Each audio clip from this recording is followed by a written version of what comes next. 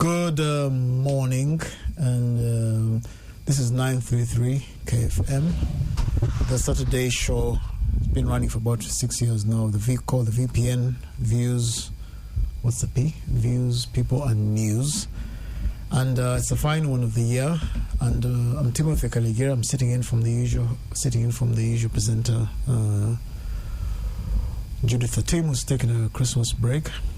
And today, the focus is going to be on, I think, roughly speaking, what you'd call town life in Uganda, the urban economy, urban planning, the traders, infrastructure, and all that. Essentially, it will mostly focus on the capital city, Kampala, but also might spread to some of the other towns in the country, because we face virtually the same problems: flooding, congestion, taxes, the grievance of traders, and so on.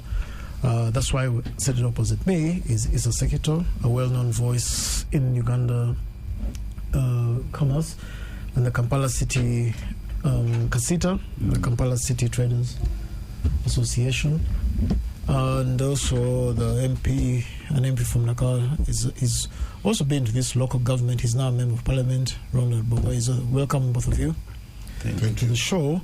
I guess since we have a 2-hour show, we can, and it's the final of the year, we could start by looking back at the main events of the year as seen from you. Of course, from a Kasita point of view, no doubt the question of if race and that mini strike we saw in the middle of the year would be key to you. So start off, Mr. Sekito.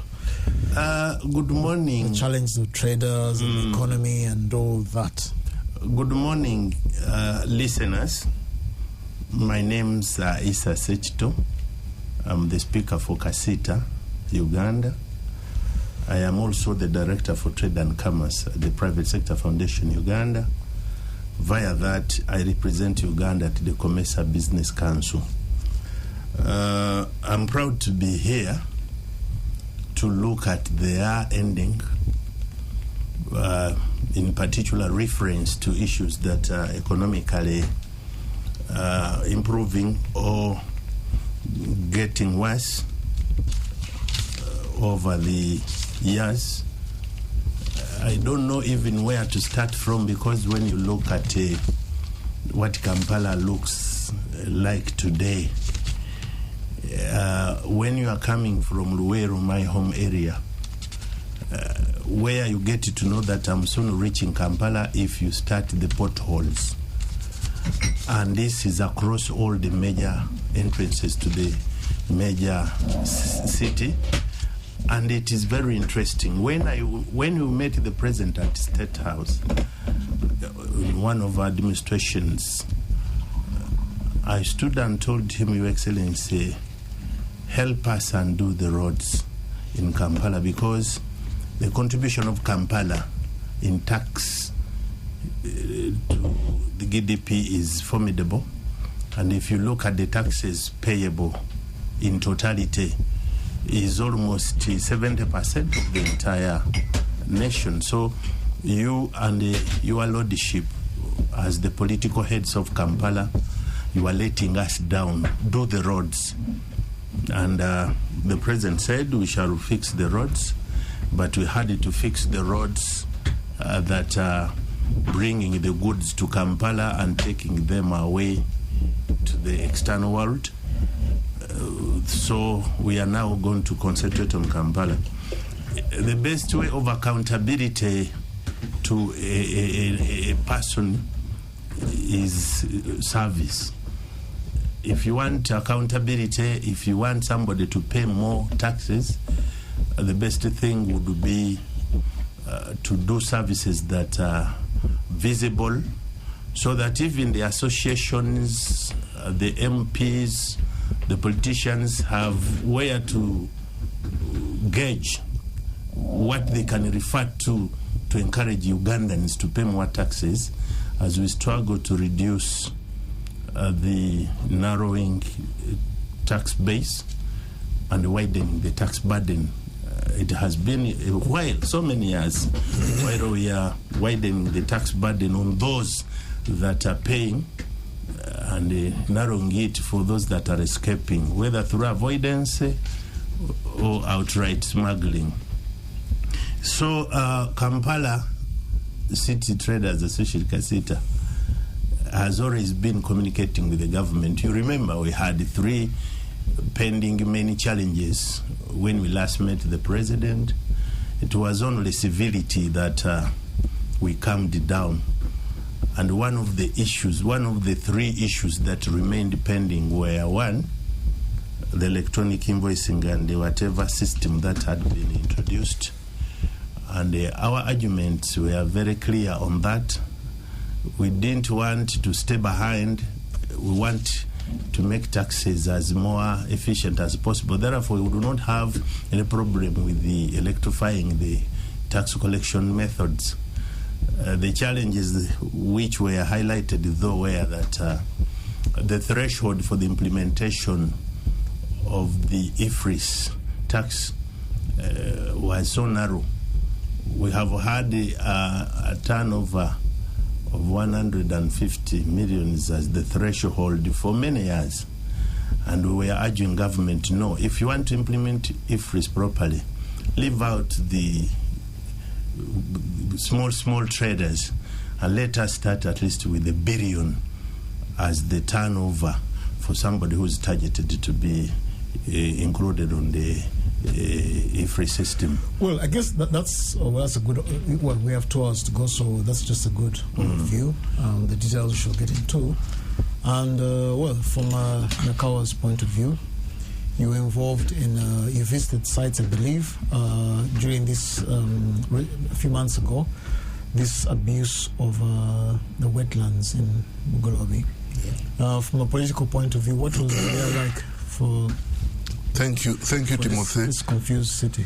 I wish to appreciate you for inviting me for this very important discussion with the senior people in this country. One of whom has just come in late. I don't know if he's been driving from Gulu and what Mr. Seketo said, the outskirts, well, it's just the usual Ugandan port and keeping, but he just came in recently. This is, of course, Professor... I would be driving from Agago, not Gulu. Agago. He's just come in.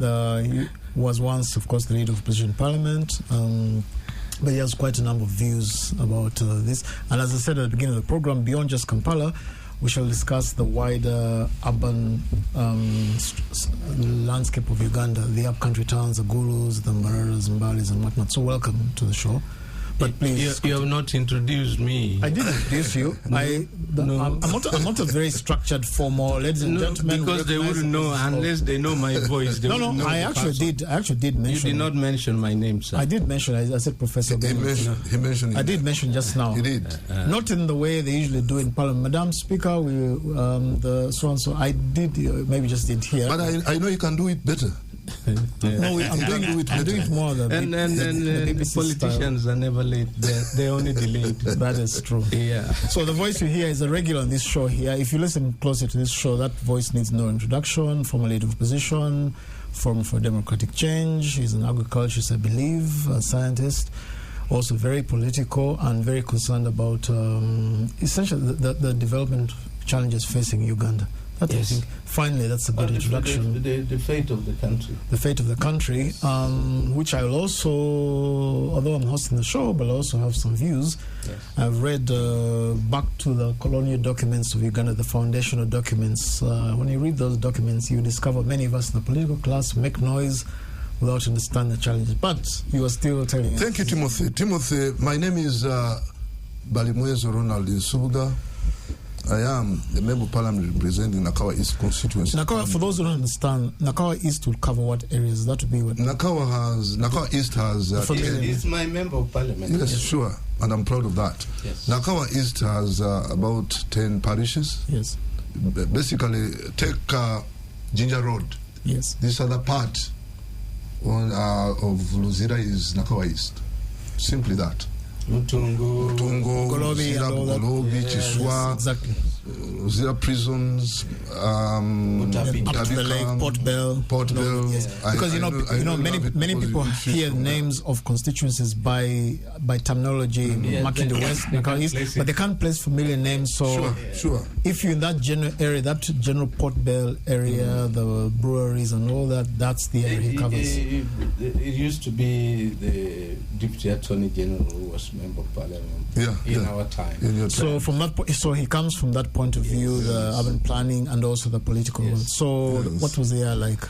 I am also the Shadow Minister for Kampala and Metropolitan Affairs, but I also double as the chairperson for the Kampala City Roads Committee. Formerly I was in mayor. Parliament, yes. Yes, formerly I was mayor, of course, yes. Of Nakawa as a whole. I want to thank you for focusing on urban economy. And infrastructure. has clearly stated that Kampala contributes over 60%. I should say 70% to the GDP. 69 point something, but yes. Yes, but when you look at how much it gets back, you really cry. Kampala is the capital city of Uganda, the face of Uganda, the economic hub, and therefore, if you don't feed it, you will have done a mistake. The greatest challenges of Kampala span from poor garbage management, poor road infrastructure, talk about education, talk about health, as we shall look into them. When you look at the importance, the drivers of the economy, a road infrastructure is the most important public asset that drives the economy of the country. 80% plus 80% of our transport needs are basically roads. It's much more now because I should say 90% of the transport needs of Ugandans are roads. And therefore, if you don't address the issue of roads, you are making a very great mistake. In Kampala, we have 2,110 kilometers of road network. But I want to tell you, only 30% is paved. That is about 640 kilometers of road network. But even the 30% that is paved, 70% of that has outlived the design life. Because when we design roads, we design them for a certain period of time. So our roads are typically dilapidated. They have outlived the design life. And that's the reason that Sechito said, when you enter Kampala, it's a mess. You spend more time on the outskirts. Yes, some of us are victims of bad roads. I lost my leg because of a pothole in the middle of a road, just right here at Lugogo. A certain young girl was trying to dodge a pothole. She hit me and went up in the air and came down, my leg was off. So you can see, right now, putting on an artificial limb that costed the government 70 million. But because of a pothole, I lost a limb. And I can never get my natural limb anymore. Therefore, roads are very, very critical and important. When you look at the way we are handling roads in Uganda, yes, we have some good laws that the Honorable Latigos made. One of them was the Local Government Rating Act that introduced a fund known as the property rate fund. I think you are aware of that. In 2005, that fund is supposed to be ring-fenced for basically working on roads within the area where the money has been collected. This is the money that is being paid by landlords to authorities, to KCCA, to Wakiso, and so on. But this money never goes back. And therefore, we remain with terrible roads. We still have earth roads in Kampala. An earth road is that road that was basically created because cars use that ground. You get the point? So we still have such roads. You see? Majority of our roads are so bad. Then when you come to how roads are damaged, even those that have been constructed. We have people, you know, the complete road has systems. A complete road must have systems. It must have security lights. It must have drainage facilities. It must have basically good waterways, walkways, signals, junctions, and so on and so on. But people have destroyed those facilities. For instance, recently we saw one of the great men in a town constructing over a channel at Owino without even permission. And when it rained, the city flooded and people lost property. I don't know whether Mr. Sechito has addressed the issue where his clients lost property. What's billions of money? You know, Owino. You see? So you see that the people are destroying the ecosystem. You have just talked about Bugolobi. Bugolobi is one catchment area that is remaining. The rest has been encroached on, depleted, degraded. But government looks on when investors are actually destroying the entire ecosystem. Today, we lose lots of money because garbage that goes directly into Lake Victoria, that even our fish is not exported the way it should be. It has heavy metals. And this is as a result of people encroaching on the ecosystem, on the wetland that is supposed to be a filtering media. Okay, now at that point there, as I said, remember this was introduction. If this is your preamble, it's going to be interesting seeing the details. But good overall summary of the state of Kampala. I guess let's now go to Professor Latigo and your overview of the year. I've been traveling around the country doing videos in various places, the Gurus, Gingers, and wherever. And let's just take an example of Ginger. 5 years ago, these streetlights, very nice streetlights, were installed in Main Street in the town or city. And right now, more than half of them have blown up and they've not been replaced. Now, this is not theoretically the blame of Ginger municipal authorities or the government. Replacing a street light is, I imagine, a 15-minute affair for the technicians who work on these things, and they're not very expensive. But one by one, wherever these lights are installed, they just blow up, and there's no outcry from the public and the residents and the administration. But that's just background. Please give us your overview of the year. Well, first of all, the last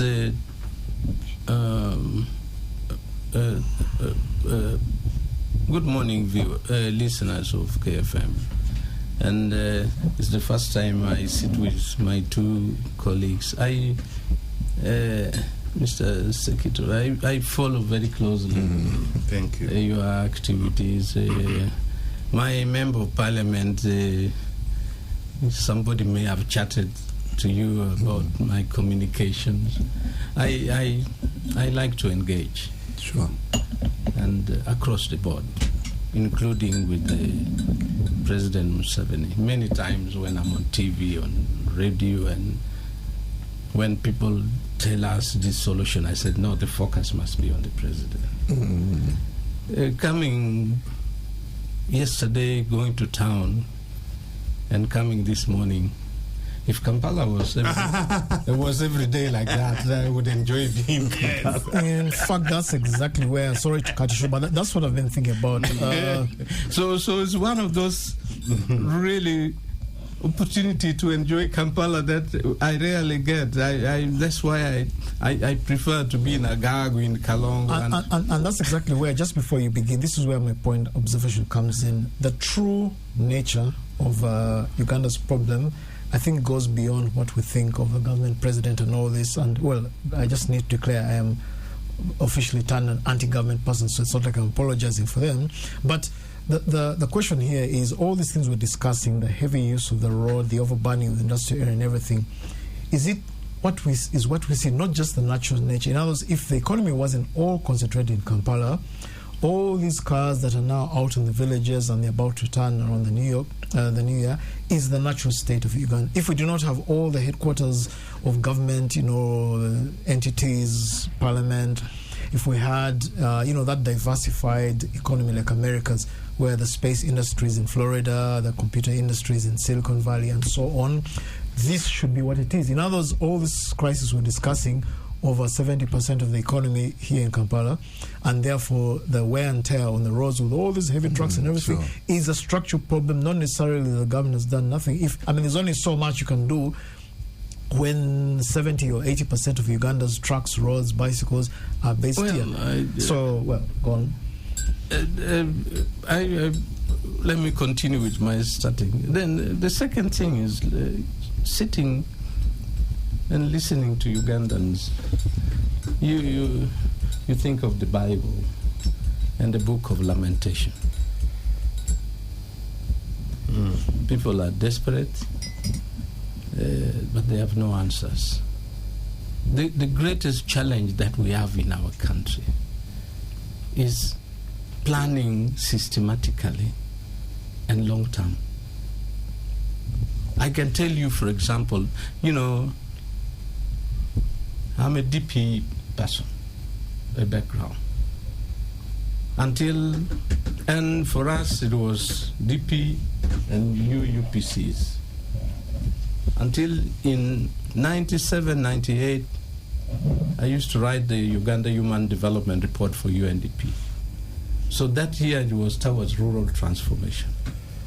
And I had to read the background to the budget and the budget speeches from 1960 to 1997.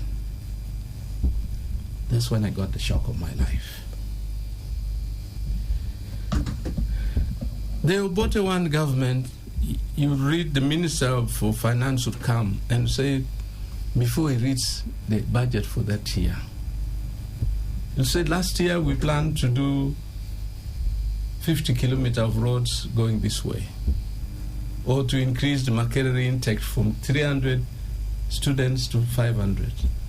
I'm glad to report that we increased it to 700, and we spent 400 million instead of 200. The 200, we are going to commit to this. Now, listen to the budget speech, and then you'll know where the problem is. Because it doesn't reflect long-term planning, it doesn't reflect accountability, it is just shoveling figures down the throat of Ugandans. I keep telling the people in power, it serves no purpose doing that, because you will fail.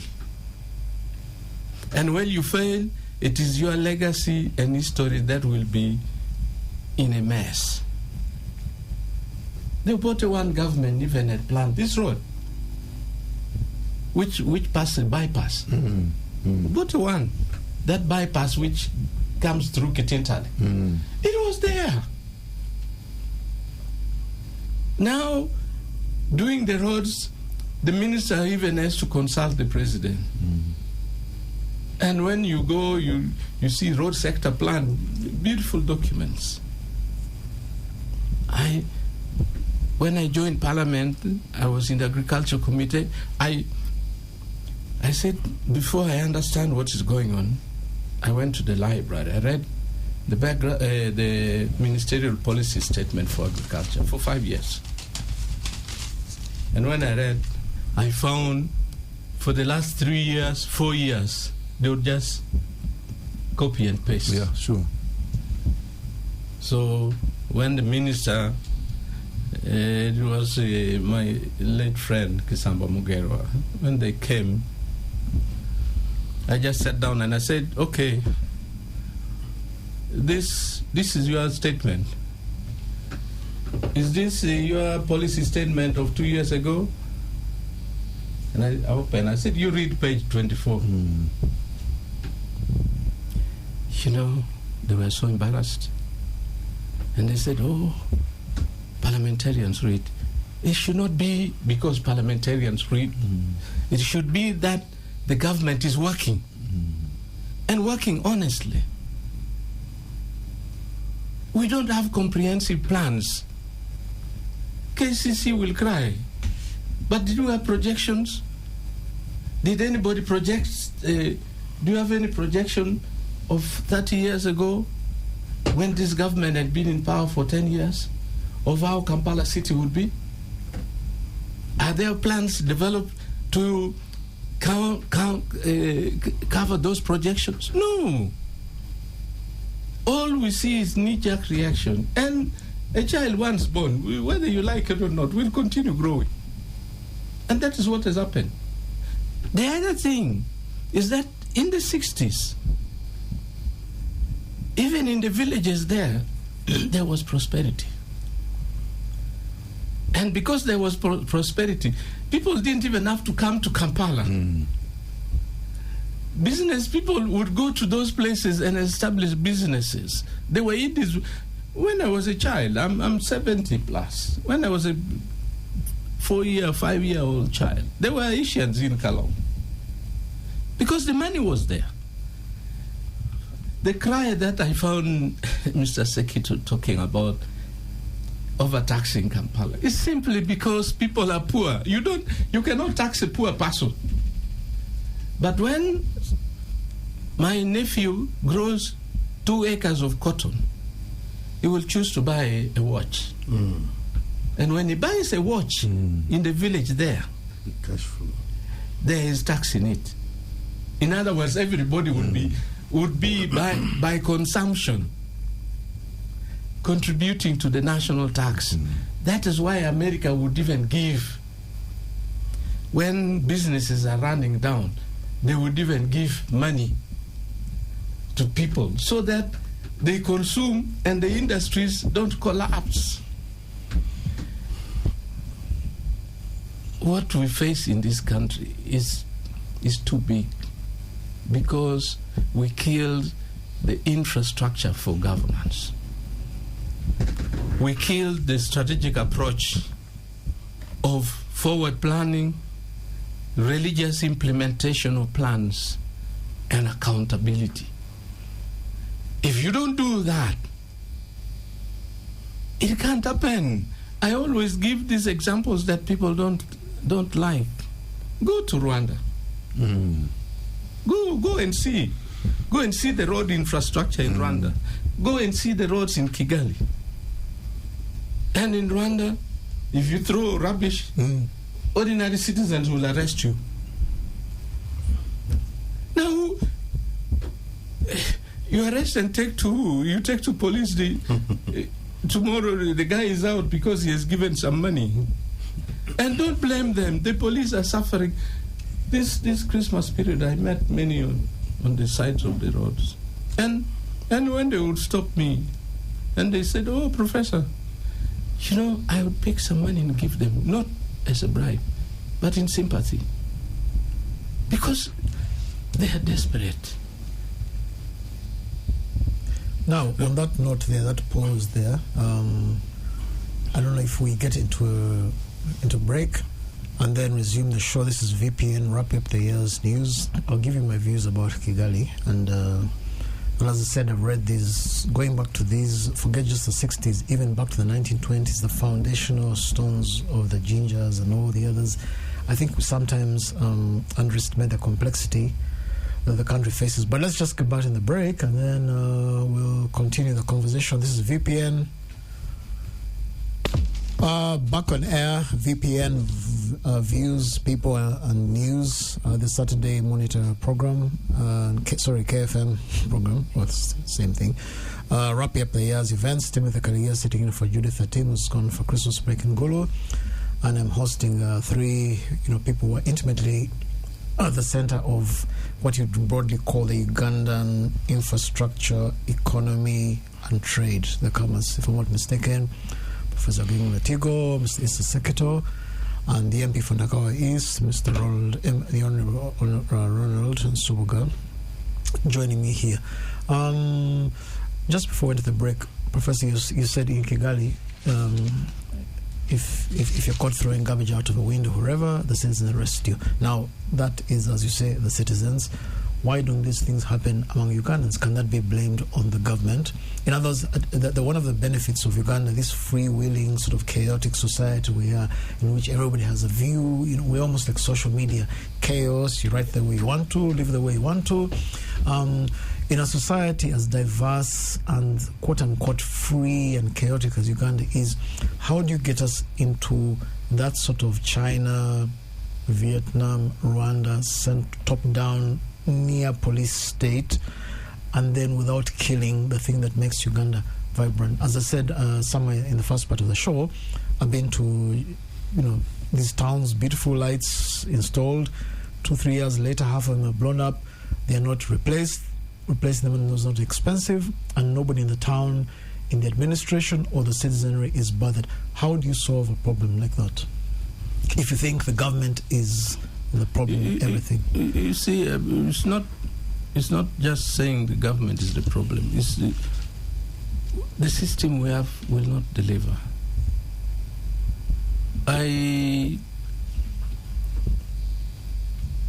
When there were debates, when FDC just came in and Besigye said he was going to remove graduated tax, I wrote an article and I said, don't. And my logic was very simple. In our place, people would grow cotton because they have to pay graduated tax. But that cotton will not only pay graduated tax, it will buy things in the house, it will buy clothing for Christmas, and it will bring money into the family. Once that was removed, the biggest threat to the head of the house was disappeared. And cotton production just died. It was not about cotton. You see, the colonialists in the past used to say you cannot grow maize where there's cotton because pests of maize affect cotton. No. It was because if we grew maize here, we have 2 seasons. And the White Highlands of Kenya, the colonialists were growing maize. They did not want us to compete. But they told us, this is the pest of maize. That is strategic leadership. True, but now I'm coming to that point. The worst thing that ever happened to Uganda is this LC thing. Because it is a politicized organization. I've written in the papers, and I said, let us change representations of LC. By the way, Rwanda and Ghana took what I proposed in that year's report. KCC ought to have representatives of traders, of manufacturers, of civil servants, of all categories of lawyers. Those would be the councillors of Kampala City Council. Yes, please allow, because I'm hosting the show, I will of course keep interrupting you people just to keep the show flowing. But now you brought up that point of, I'm glad you can see that even Kizza Besigye, popular as he is, was about to enter the pitfall, which now faces ourselves. In ours, even if the FDC had taken power, will be in a state where it's scrapped, and then you have this. And you say that more than just collecting money was that sense of responsibility. You must work, be productive to pay the tax, which then takes me to Mr. Secretary here. In the same way, I want to question your argument to the President that the threshold for the IFRS should be raised to at least, I think, a turnover of $1 billion and more. Yes. But then, if you go by Professor Latigo's argument of the graduated tax very much at the basic household grassroots level, then I could argue that in light of all we're talking about, this irresponsibility in our society, if I would argue and say that if you brought that IFRS down to not just from the billion, but down to the level of graduated tax, to every single kiosk, every mobile money place, what it would do, of course, because many of them are not well educated, and this is quite a complex system, they would struggle, but eventually, all of us got used to the mobile money system.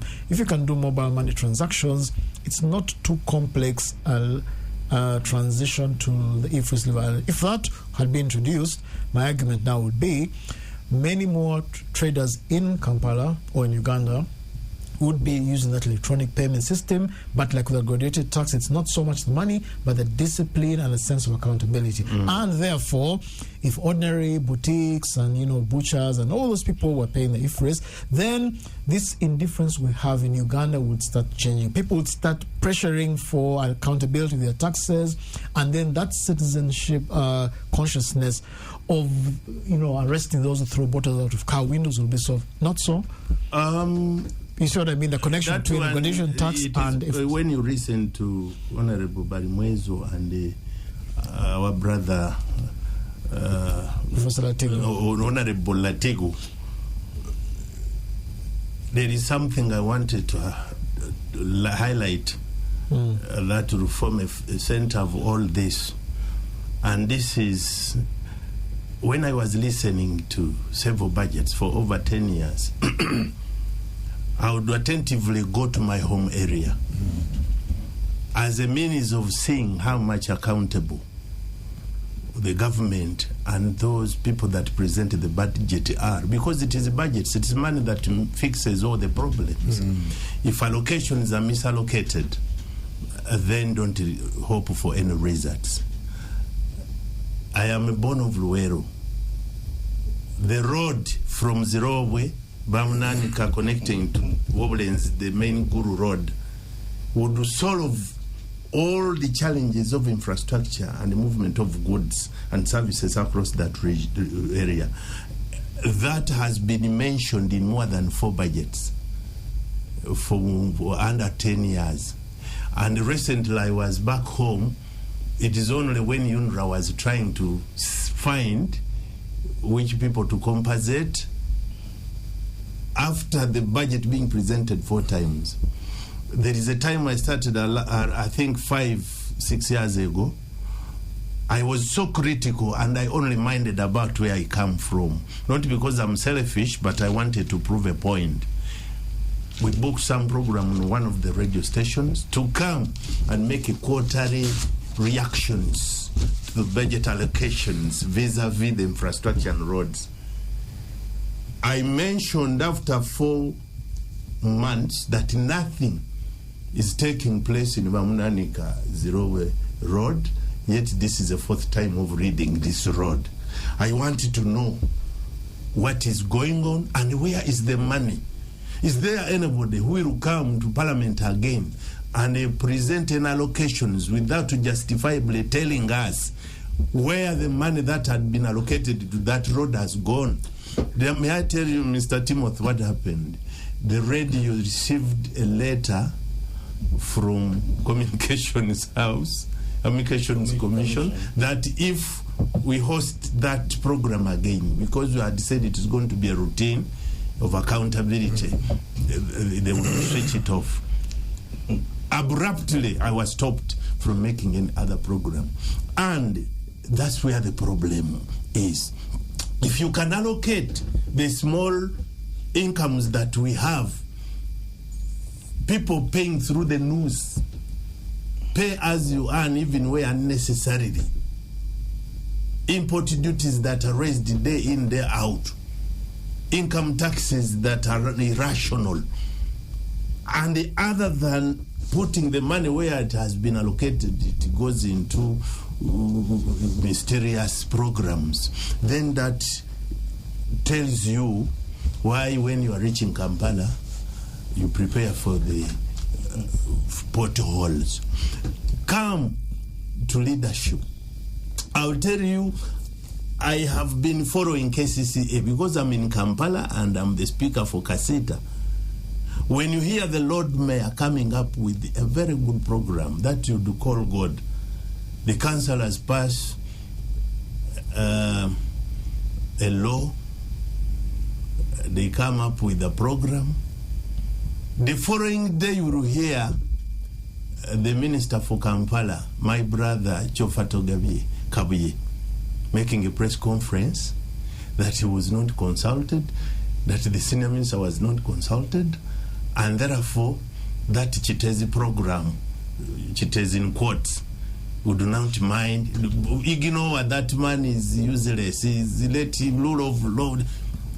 Now it becomes a battle of words other than a battle of actions and works going on. And what has this led to? The people dying, for example, those people that died in Kitezi. You want to mean that people did not receive reports, technical reports about what was going to happen? You think it was worth imprisoning the executive director alone, or even the doctor for KCCA? You mean there were no reports? From the reports that we make as Kasita, I was so astonished, embarrassed. Recently, when this man who has been keeping the seat of the CE or the ED for Kampala metropolitan area, we sacrificed a lot of resources as the traders, even losing some hotels. JBK Hotel can never be used because we put that road of Room Street from Mini Price to Kampala Road and NMT to ease the movement of people on bicycles and on foot. I am telling you, I was disappointed to hear that the only green lane that we have created out of massive suffering was donated to the vendors. The vendors who do not pay tax, the vendors who do not pay rent, the vendors who do not pay electricity bills are preventing they have no business being in the middle of the city. People in the markets that are paying the taxes to sell and enjoy Christmas. I'll tell you out of practice, if a trader loses November, December and January, you will have lost the entire year. Because it is only that we maximize profits, we maximize sales. Now, younger ladies who have not yet been employed, who are degree holders but within the shops, are getting stuff from me, the importer. They sub-rent a shop to be able to retail and get a survival.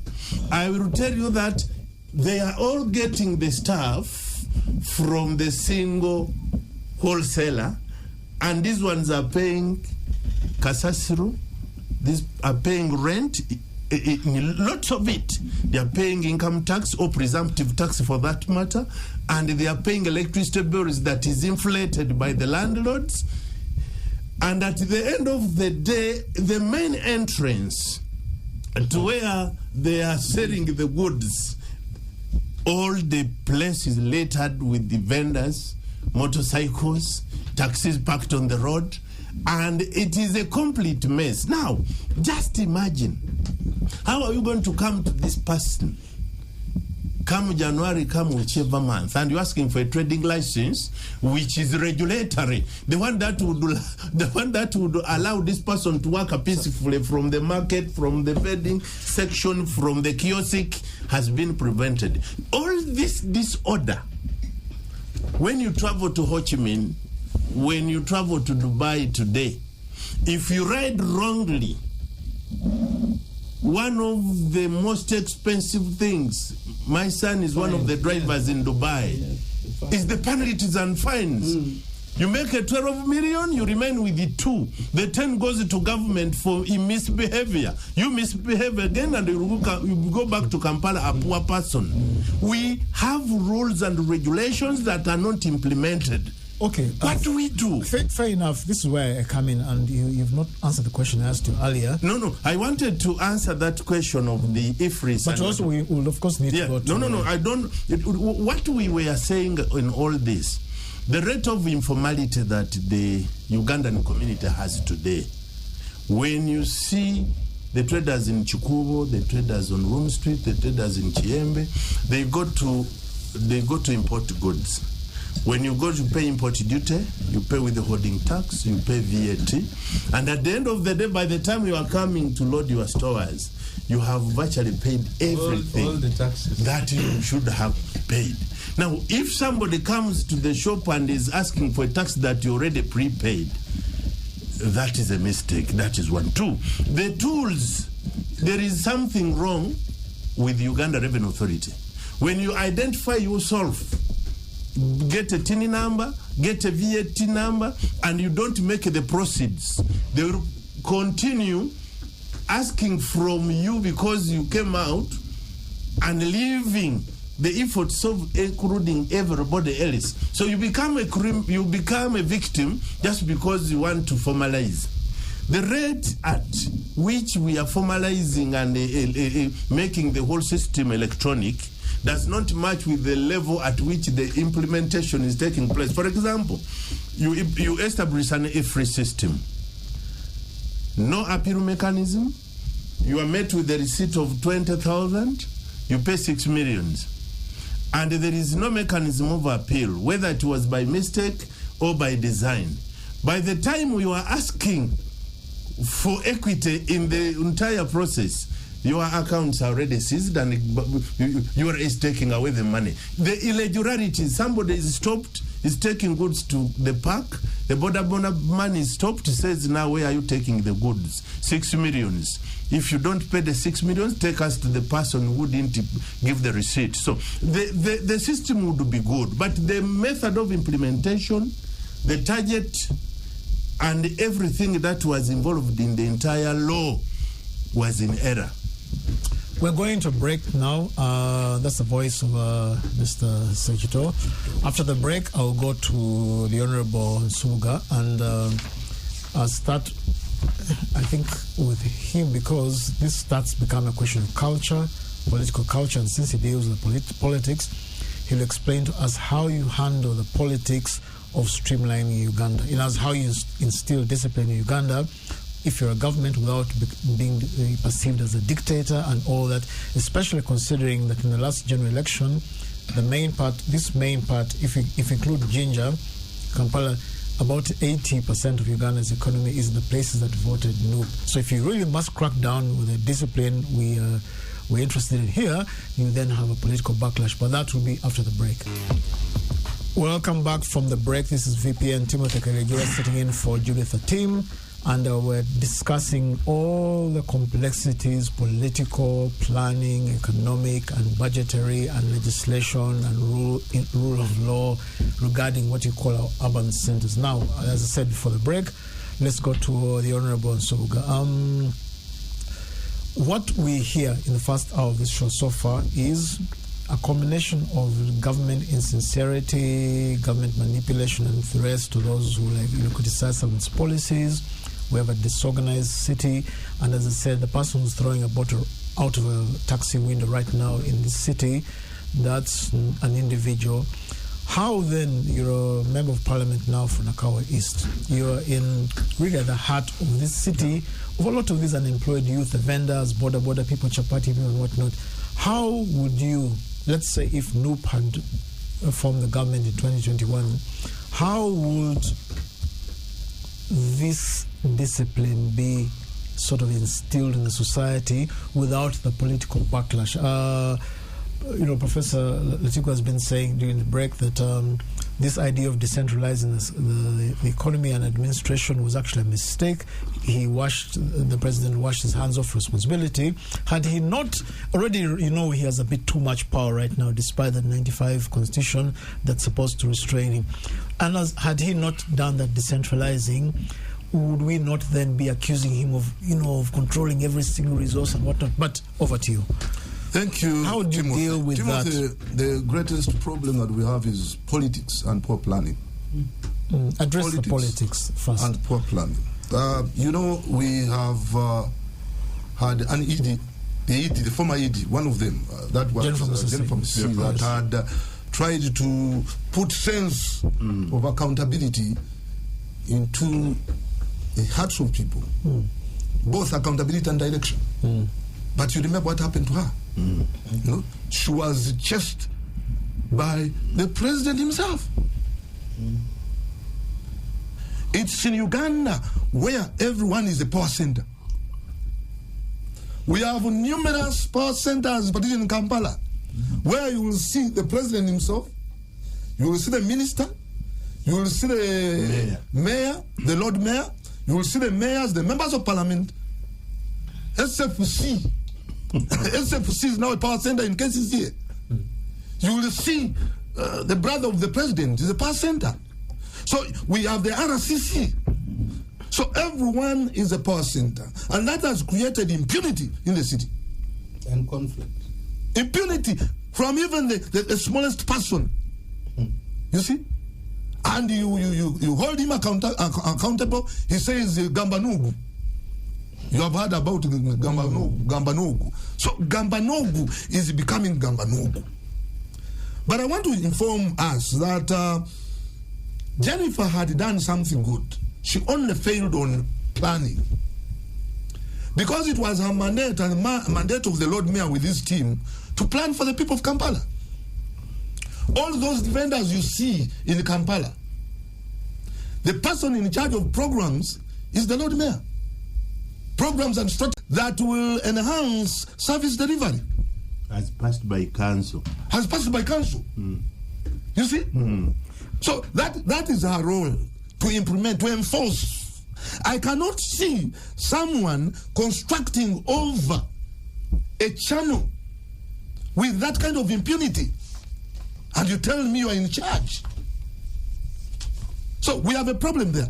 In Rwanda, I am happy that I went to Rwanda for sports, and I saw a beautiful city. I started asking questions. Can't we do this in Kampala? Can't we? After all, we have even more funds. And the resources. We have more resources. Can't we do this in Kampala? And I requested for a visit, a benchmarking visit. But I want to inform you, we are even made to pay. We paid $20,000 US for us to go and learn from Kigali. We paid $20,000. They have a system that is very, very good that we should basically emulate them. Kigali, you find that a road costs from a range of 2.4 billion to 4. And you know they have hills. Yeah, difficult. Here in Uganda, we are going to 10 billion. And they have this trickle-down effect. You talked about trickle-down, you know? They have performance contracts drawn, where a minister will make a contract with the ED. The ED will make a contract with the director. The director will make a contract with the engineer down. So there is a trickle-down. If you don't do what you're supposed to do, if you don't get 70%, you're terminated. Yeah. Simple. You are terminated. Now, you find that they have also embraced digital applications. People don't touch money. They don't. In fact, they have systems where they employ just a few people. But the systems drive themselves using digital applications.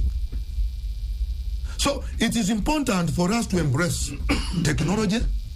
It is important for us to think about enforcement of the law. We must hit that impunity. No one should own Uganda individually. Yeah. That Gambanogu. We have wrong priorities, my brother. Wrong priorities. You've been talking about roads. Can you imagine that we spend 240,000 man hours in a jam because of poor planning? And the cost is... And we lose 10 trillion. But you talked about, you did talk about what we must do in maintenance of our roads, in maintenance of our street lights. I want to tell you that we have good laws. The Honorable Atigos made a law, the Uganda Road Fund Act, that created a fund, a second generation tax. The fund, the road fund, that is supposed to be only for road maintenance. But government has recently wanted to repeal it, but has recently amended it. In fact, they have never implemented that fund. Yeah. But sorry, once again, just interrupt as you continue speaking. Now, once again, this is where I'm talking about the contradiction I keep hearing.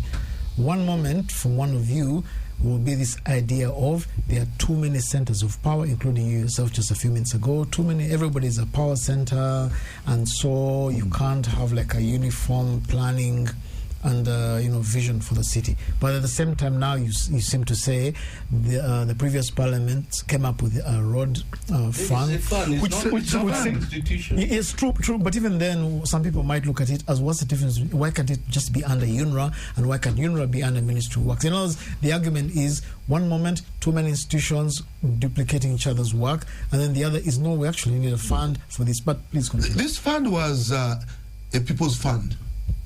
Because you remember, we are convinced to pay 200 shillings charges on fuel.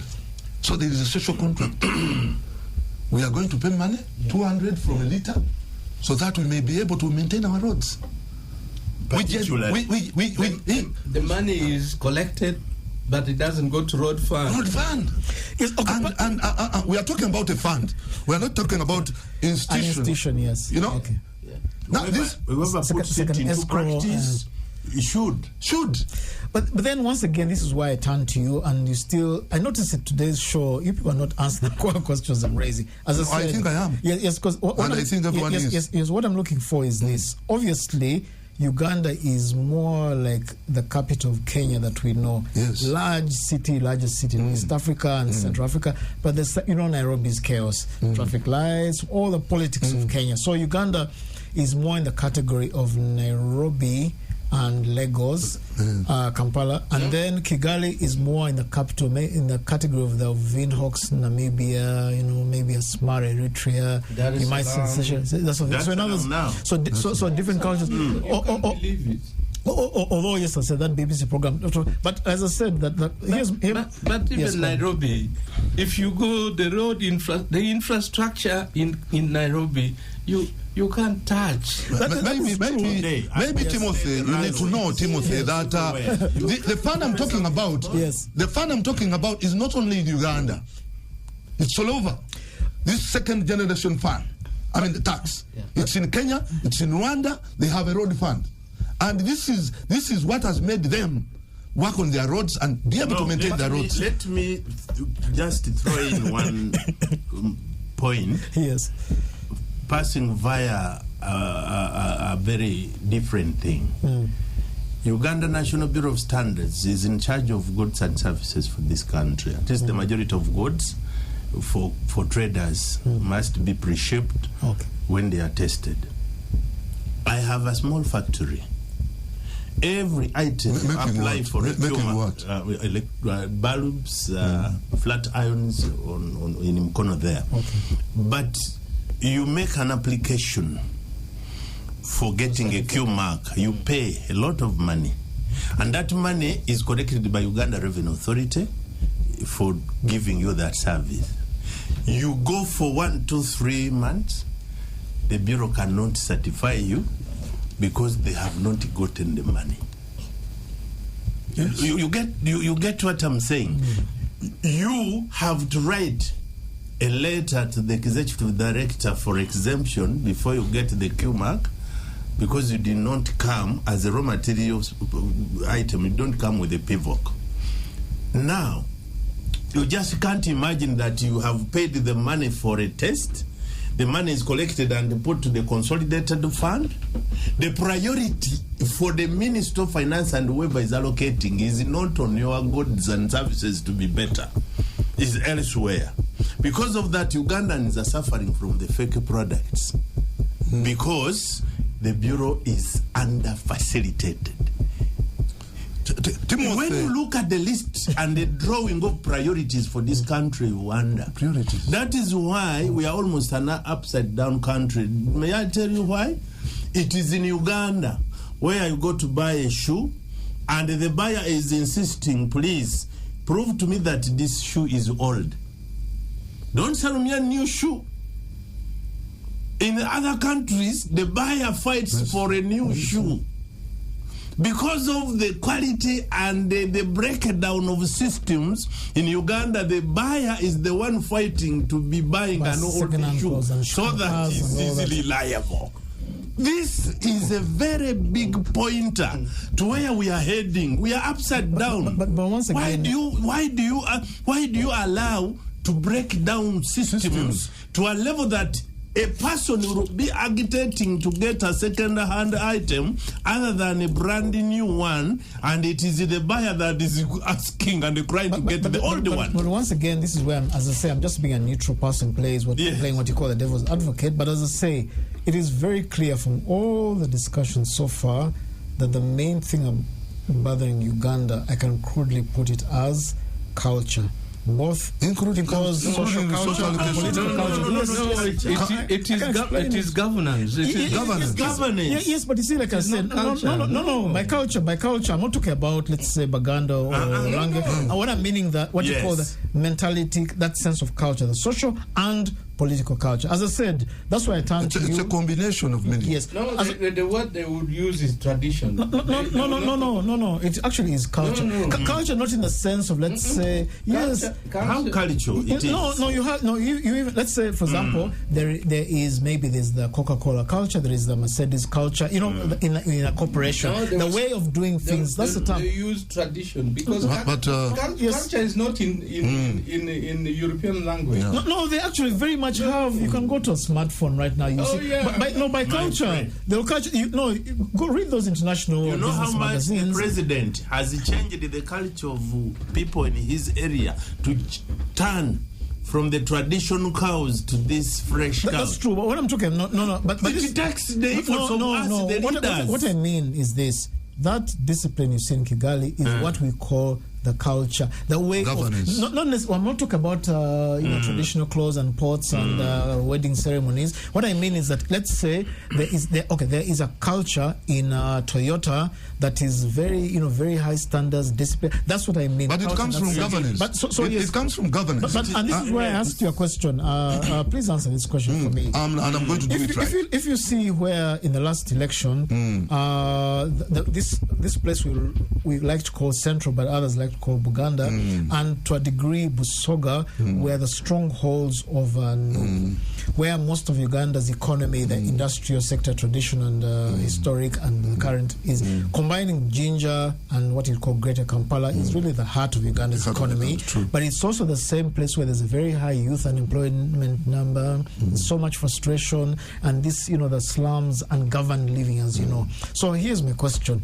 If a government, whichever is in power, were to do what we're all asking for here, enforcing discipline and laws at a basic level, we're just talking about the garbage. You began by talking about our big problem being garbage and roads, the twin problems. How are you politically put yourself in the position of somebody like President Museveni? You remember after the last election when even though he was announced as the winner, but he was very bitter because, in other words, the loss of Buganda or this central region politically is a body blow to, let's say, any sitting power. So now he's trying to work out mentally how he sort of salvages, how he gets back support from what you call Central or Buganda, which is why you see a lot of musicians were co-opted into Salim Saleh's projects. In other words, that you can win the Northeast and the West, but somehow the loss of Buganda is really a pain to your ego. So now a person like Museveni, who has always prided himself is, that the maker of the NRM was Luwero Triangle and all this, I lose it and my ministers are wiped out. In other words, how does he then start trying to win back the central region he lost in 2011 with these disciplinary measures which are going to affect a lot of these young men and women in these new strongholds? That's what I'm trying to say, the enforcement. How do you do it? Yet, remember, you're a politician. It's the same thing facing the people like in America. Immigrants coming in illegally across the border. How do you then enforce laws in a mechanical way? And I think that's part of what Jane from Mississippi faced, the problem of she came in with this very Gayaza lawyer, sort of like a technocratic way, and then the result of that was a more organized Kampala, but a very large number of this informal economy based around verandas and the roving hawkers were going to be displaced. And so from a political point of view, a government says, what are you going to do with all these hundreds of thousands of people who are at the fringe of the economy in that informal sector? That's what I'm looking for. How do you enforce the discipline without and how do you handle the political fallout from enforcing the discipline? In Rwanda, which you keep mentioning, if you know Uganda's history, even when President Kagame was here, still in military intelligence, all those Regemas and all those RPF people here before they went back, but they always knew Kagame as a disciplinary. Two people, Paul Kagame and Mugisha Muntu.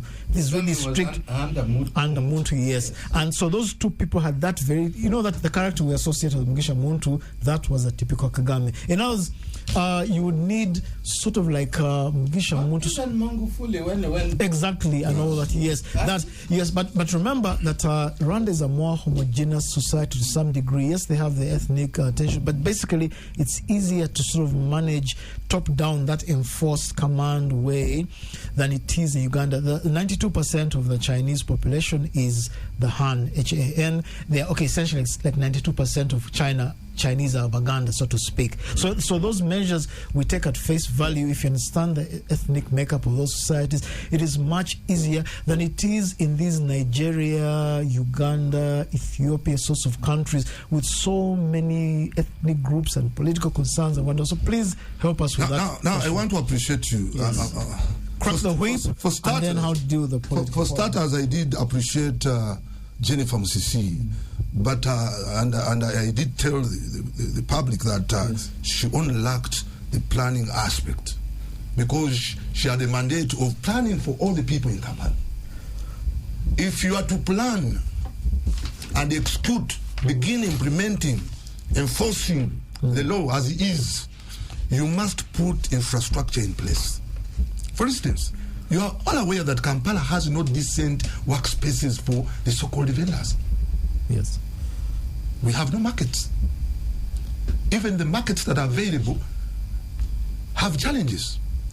So before chasing away these people, request the president to give you money, funds, to put in place. And that is wrong. No. It should be a plan which is clear. That is true. And a budget provided for it. That is true. That is how it works. In fact, it's not requesting the president. But there must be a budget. Yeah. Okay? To plan for these people, because it's the role of the Lord Mayor's Council and the ED to make policies and strategies that will drive the economy of the people. And no one should be left behind. I had my friend here, Mwami Sechitu, saying that people in Kampala are on the streets. We are supposed to plan for those people.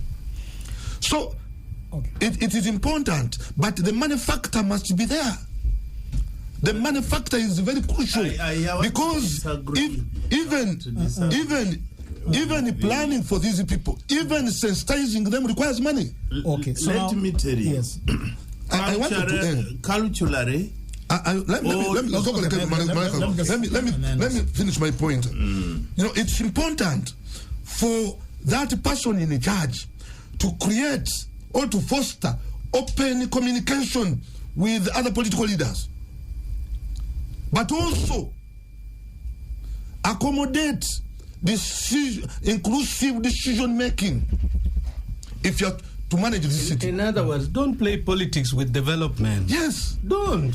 That's why I was saying lightening controls, garbage collection, infrastructure fixing, planning for the vendors, involving everybody, does not need rocket science.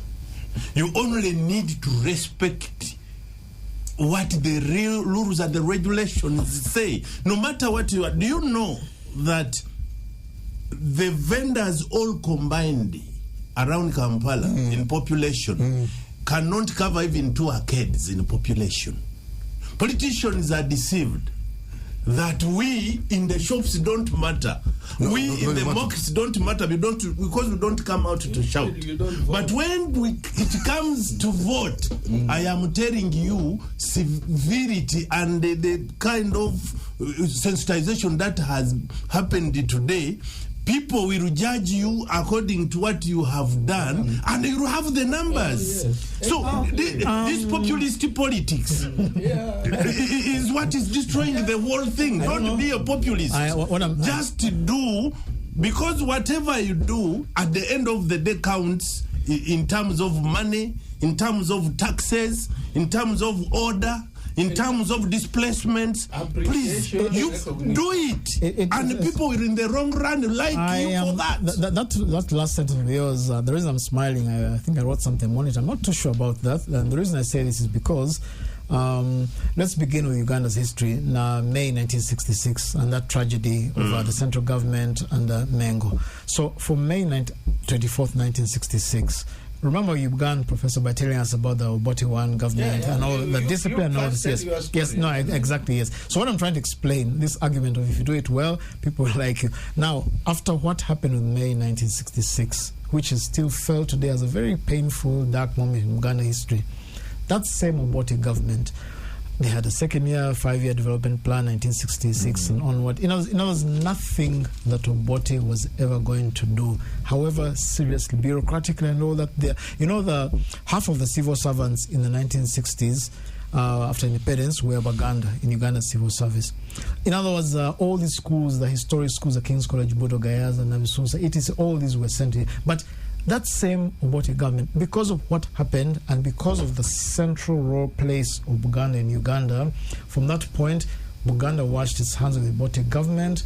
And in others, I'm trying to explain that even if you do it well, when you've lost the political support of people of such large numbers, the goodwill, no matter how well they did it, the Apollo hotels, all the things they did, it was basically a lost cause, and they understood it. So I'm just trying to say that I agree with what you're trying to say, but that like right now, for example, and that's I think what's bothering people like the Museveni himself.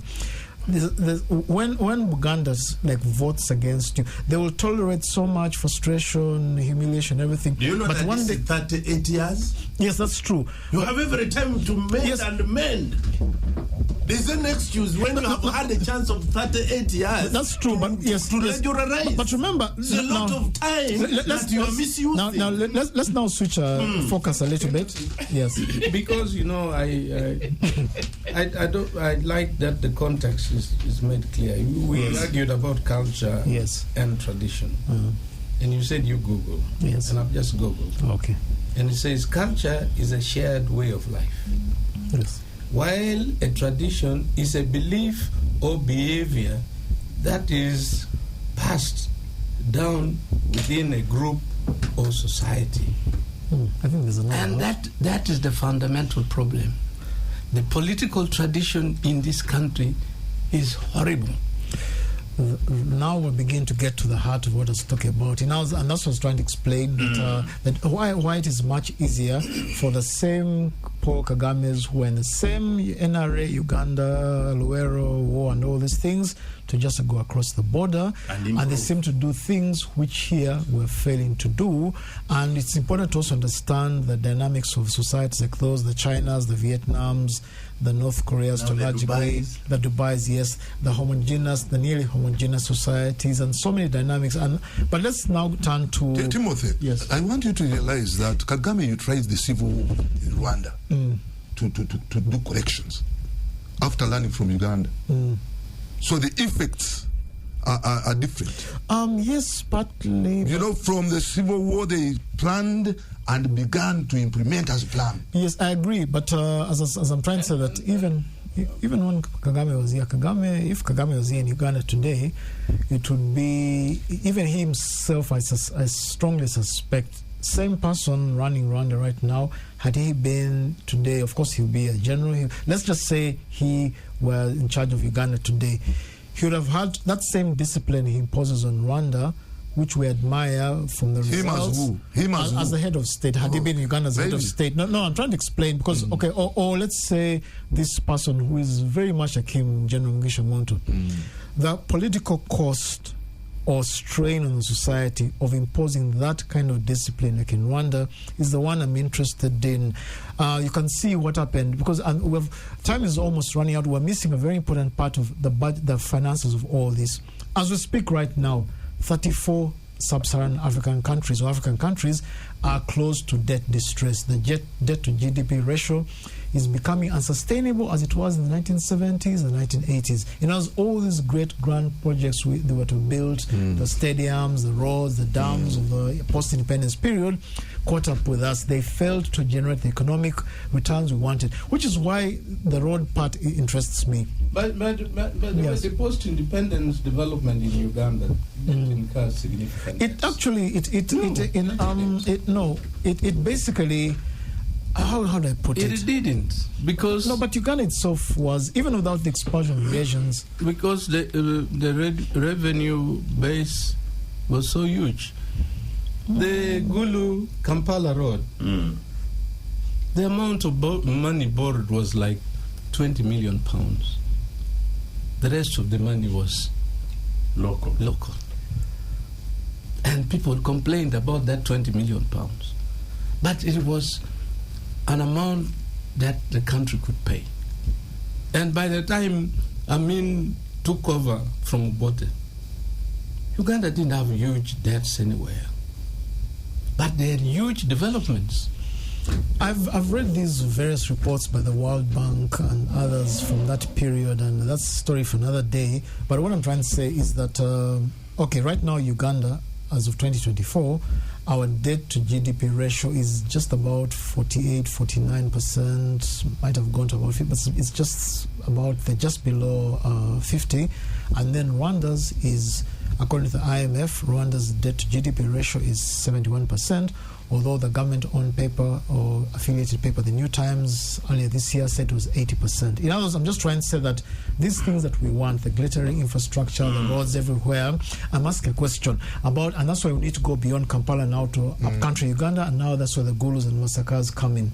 When you go through Masaka or Gulu and these new cities with the new municipal roads they've created, when you think of the cost and also the new central markets that were funded by the Africa Development Bank, when you think of the cost of those roads and that infrastructure and the light road traffic you see in the Masakars and Fort Portals and all that there, you begin to wonder, and isn't it almost overkill? You know, what I'm trying to say that for the amount of money you spend on tarmacking all those roads in Masaka and the light road traffic and the small town that it really is, although it's called a city, should we not, in others, be investing in maybe high-grade Maram or weather roads rather than tarmac? I don't know. Timothy, can we afford those? Timothy, I didn't know you had come this low. To low in what sense? 40 years of NRM, and you are talking about Maram Road?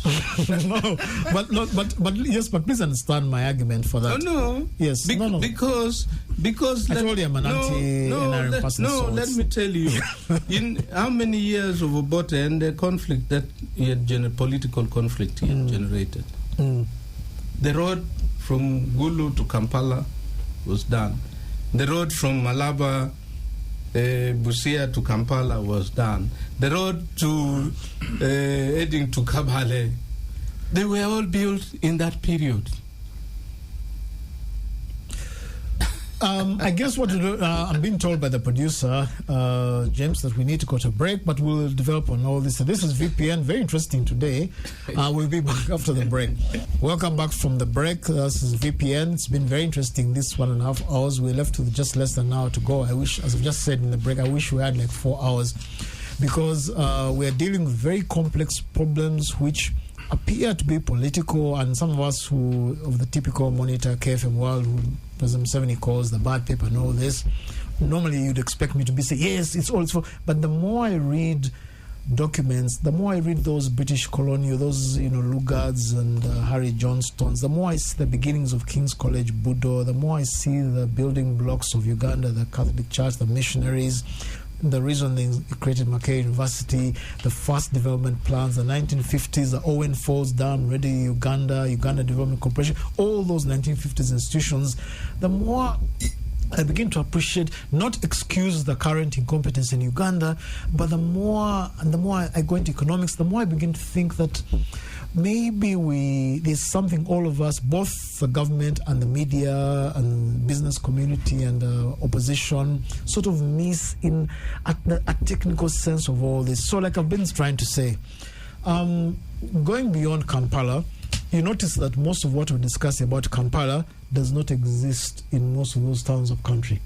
If you go to Gulu, you notice, no congestion, no traffic jams, not heaps of garbage. If you go to Masaka right now, clean, airy, fresh place. Fort Portal, Kampala has become chaotic now. But I'm saying those towns I see, not all of Uganda is just Kampala. So from a point of view of something like Gulu, let's say Masaka, this is more Kampala for the reason we've discussed at the beginning of the show, where because most of the country's bureaucrats and business leaders and even the public, the middle class has gone up country for Christmas, this same Kampala, with nothing changed, driving just seems to be comfortable, it seems easy, and you think, what if the economy had been spread out beyond Kampala city, even if the same poor governance was there in Kampala? Just see, between the 24th and right now, you notice more like the Kampala of the 1980s, where you could, when civil servants used to work, they go home for lunch, and after lunch they even have 30 minutes of a break, then go back to the office, and without a jam. Today, that's impossible. So that's what I'm trying to say. Is this political? Is this structural? How come right now, Kampala, in this week between now, the Christmas and the New Year, Kampala feels like a nice town to live in? Is what I'm trying to say. I don't know who's going to take on this first. Nothing has changed. Same everything. Same. Your traffic jam I talk about isn't there. In other words, if we had been, let's say, like the US, where there's California with this wine industry and technology, then you have CNN here and Coca-Cola in Atlanta, then you have Washington, then New York is a fashion and media center, then you have Washington with what are these people, Starbucks and Microsoft and Boeing. That spread out economy. Much of this population in Kampala would not even need to be here. What do you think? Timothy, it's important to note that in Uganda we have not set our priorities right. And considering that we have very bad governance, we still lack focus. I will give you a typical example of a road that is very bankable. Let me give you a road that was made, that was bankable, and it's making economic sense. Entebbe Express Highway.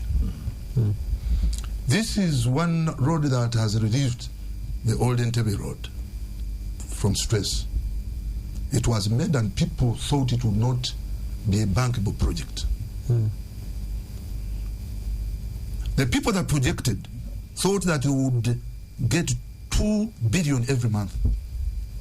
From the toll, yes. But I want to inform you that road in the first month we got 3.8 billion, almost double. To date, every month, to date it is 6.7 billion every month. Now you come to Kampala Jinja Express Highway, where even we secured a loan. We got money from African Development Bank, about 229 million US dollars. The French Development Agency, 70 million euros. EU, 106. And this is one of the most bankable projects in the world. Because bankable, just for the average listener, bankable means it's viable economically. It is not a waste of money. The return on investment that's the bankable for the listeners. Yes. Okay. So now it has taken almost 10 years. The money is on the account. It is accruing interest. Yes. It is we pay the commitment fee. We have penalties. And we are not. We have management fees. And we have currency exchange rates. Yes. But government has not come out to even commence. They told the people within the alignment not to do any further construction. They have not been compensated. But in a nutshell, we have over 13 trillion for road infrastructure development seated on the account. But now here's my question, just very, very briefly. Same disorganized government, same poor policies, same everything we've been saying since the beginning of the show. And as you say, in this disorganized Uganda, somehow that Kampala-Entebbe Expressway not only meets the target of the 2 billion shillings when expected, it's now, from what you say, even 3 times more. In other words, so how do you explain that? The same government seems to be overperforming with the Entebbe-Kampala Expressway, but then it's fading as usual with the Ginger Expressway. What?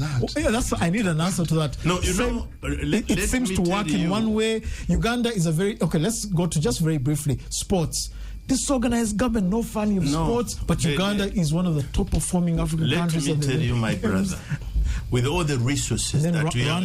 Rwanda, with all its discipline and sports facilities, has never got an Olympic medal. But please go. With all the endowment that this country has, yes, with all the years that the government of NRM, led by General Museveni, if it wasn't corruption, if it wasn't populism, if it wasn't patronage, if it wasn't industrialization that's not prioritized, the city would not be congested. Why am I telling you this? In my home area in Bamunanika is where I know most. If you know Kampala most. No. Kampala, and people know you of Kampala.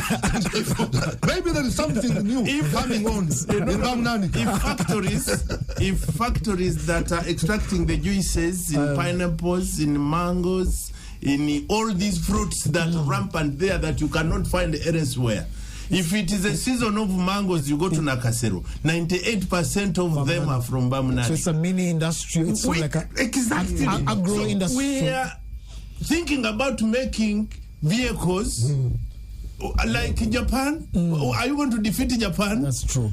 Watches, yes. telephones, buses, all this is misallocation of resources. We need to do industrialization at comparative and competitive advantage. In your natural, you must know agriculture, industrialization, not trying to produce buses when you can do food extraction. Why is the president not agitating for coffee in Mbarara? Because it is not endowed for coffee.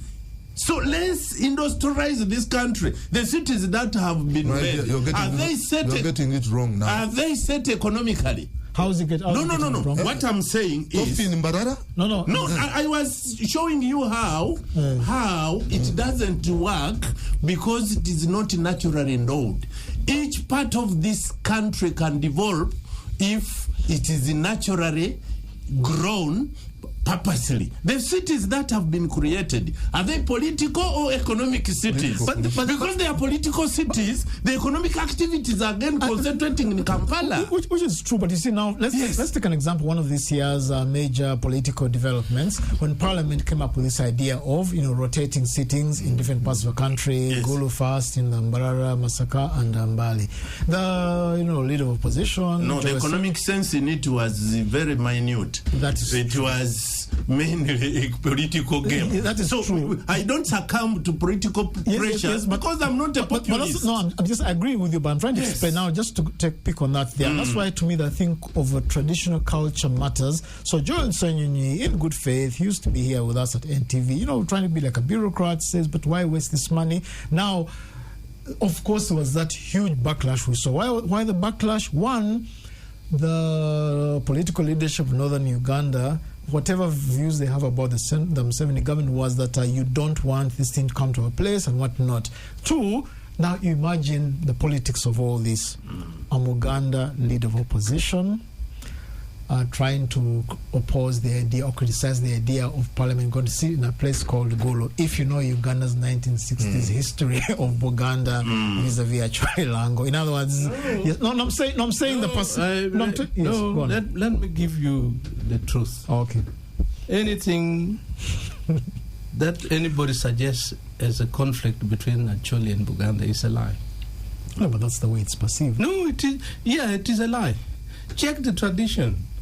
I told you about Ben Kiwanuka and Gino Bonyo. It's not only Gino Bonyo. Alija Latim was leader of opposition after Batarangaya crossed. That is how close we have always been. Go and talk about Semenyanzi, who was Yusuf Lule's vice. He's Semenyanzi, but he comes from Agago. Yes, naturally. You will find Kagwas. So Daudi Ocheng as another example. It also needs to be nurtured and thrown out of I agree, but it's and the Secretary General of Kabaka Yeka was Daudi Ocheng and Acholi. So no, I agree with you. No, but also bear in mind.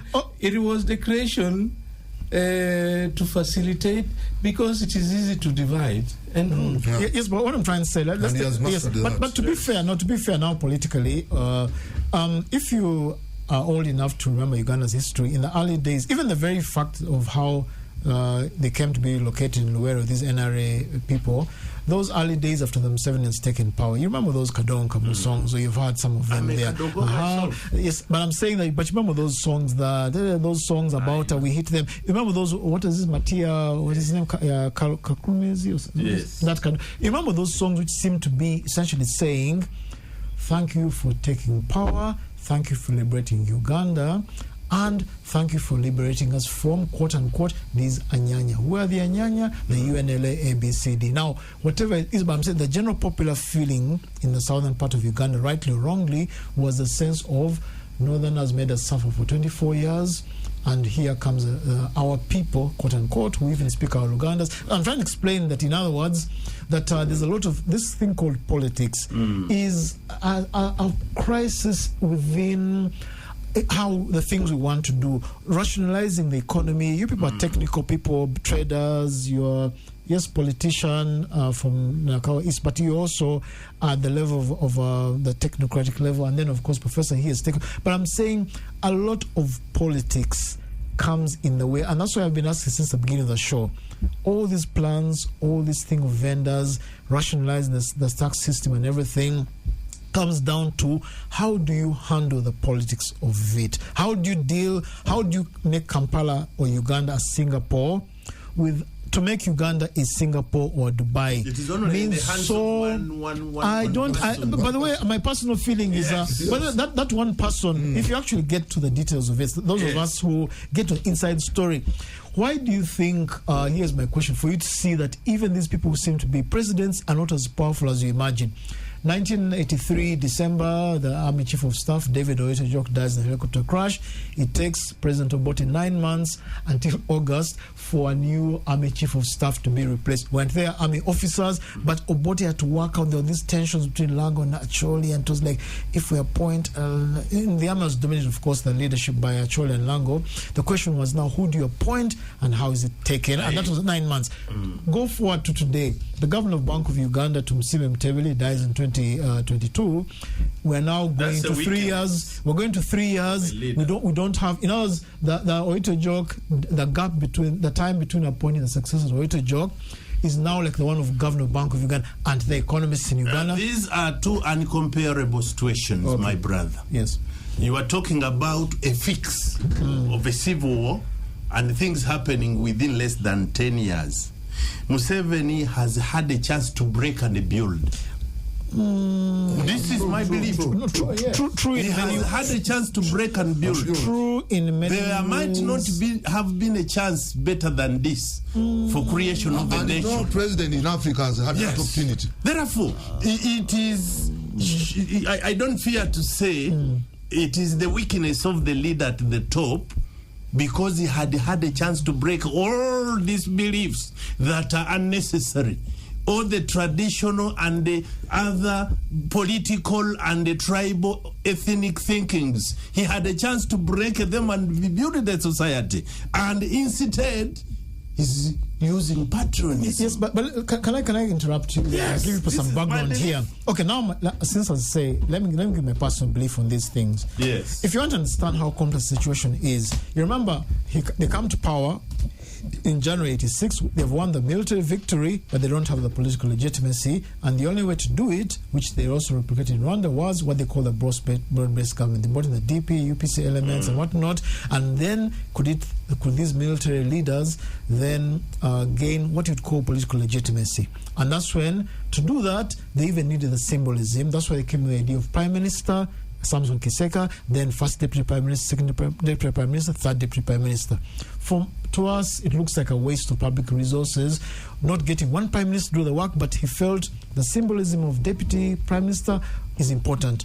And interestingly, that same culture or tradition has gone across the country. You've started noticing we now have in Uganda Katikiro, first deputy Katikiro, second deputy Katikiro. Then in the political parties, it's no longer just the president of the party, secretary general and treasurer. Now you have FDC, vice president for Eastern Uganda, Northern Uganda, Central Uganda. NUP, the most recent party, same thing. FDC has always been with those deputies. Yes, but here's what I'm trying to say. I'm trying to explain that in a certain... They build up. Yes, I'm trying to explain that that the way Uganda is right now, even away from the NRA, in other words, the idea of you have some people, they don't do much work politically, but you need like a Moses Ali to represent Moyo, you need some Henry Kajura and Bunyoro for them to feel part of it, even though they don't... The answer is very simple. Yes. When you deliver development, people don't pay attention to who they are and who is representing them. Please. Because they even become busy with the earnings. Yes, true. But you see now that you've said busy with the earnings, yes. that's what the other point of mine comes in, which you have not yet answered. Going by Professor's argument here, a very good argument of even graduated tax did not just contribute to the national budget, but it helped make that ordinary person have a sense of time and responsibility. Sustain cotton production, which was cardinal. Exactly. So now going by that very argument, this is where my argument comes in, Ifris. Yes. If we agree that he's right and that makes sense, then I could tell Kasita that you are wrong in saying the threshold for that electronic Ifris should be at $1 billion level. I would argue that actually it should be brought down to something that, like even a turnover of 50 million, not so much for the apart from efficiency. It has a scientific way of application. Yes, I agree. There is something that you cannot apply if it's wrongly. If you apply wrong machinery. On a production of a results, you not get yes, but my argument will be let me just finish this point here, because let me just allow me but don't allow me for him to miss that. Yes, because that matter I've not commented. Okay. But let me help. The last parliament I was in the Pan-African Parliament, and every January, February we would go for the African Union Summit. Now in Ethiopia, every business premise, the system for receipting is linked directly to their revenue authority. Okay. And the most important thing is that you must receipt everything you sell. Once you punch in, they have the coded system. You punch in, the system knows that you have done yes, and 4% or 5% is the tax on this, and the tax is immediately transferred on account. Yes, and in Ethiopia, you don't even hear about taxation. But you go to Addis, you'll be shocked the way the whole place changed. They'll build that huge dam of theirs with their own money. Go to the roads, go to housing estates. Once you are employed in Addis, in all the cities, you're entitled to housing. And you go and see what it had started, this Bugolobi housing estate. You see all over.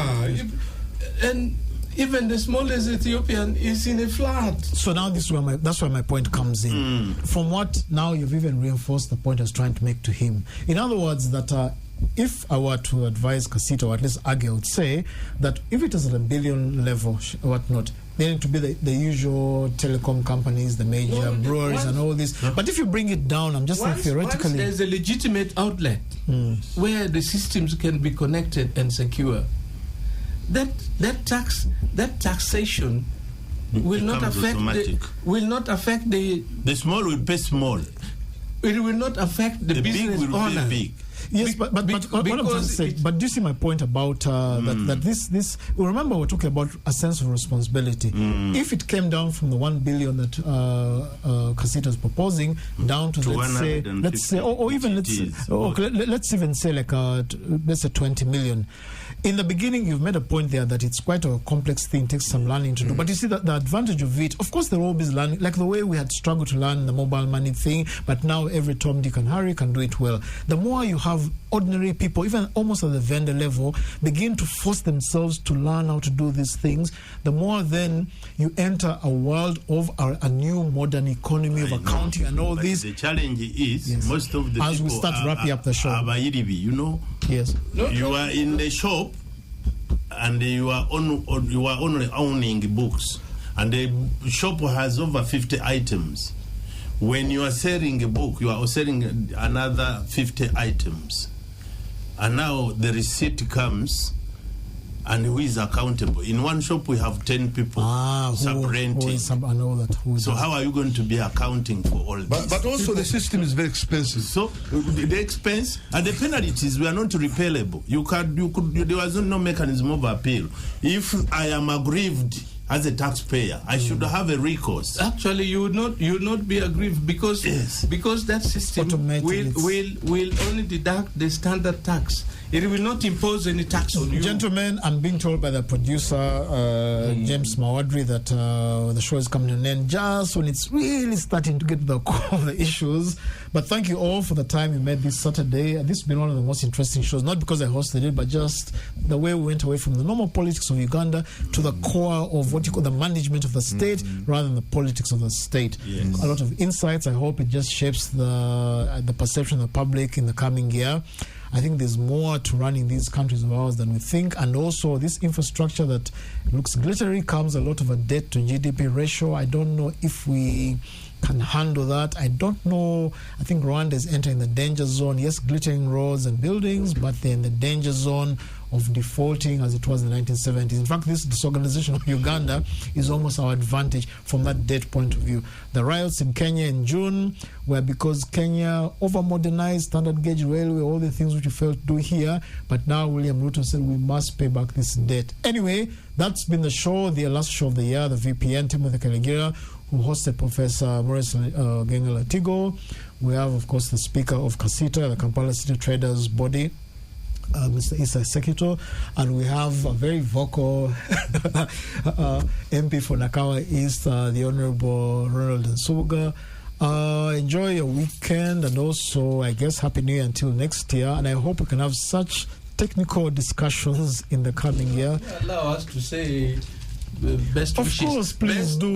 Best wishes. Politicians will use every chance best wishes to all Ugandans. All Ugandans, yes. For the coming year. For the coming year. Yes. And as well, of course, you can please do. I wish everybody, particularly the business people in the country, a prosperous New Year. Please save sparingly, spend sparingly, because February, January is not far for school. That's the other bit, yes. I want to inform President Museveni that the political space is not only for NRM, and therefore he should accord us opportunity to serve our people. Happy New Year. On all three counts, I fully agree, especially the political space part. All right, so have a nice weekend, people. We meet in the new year, hopefully.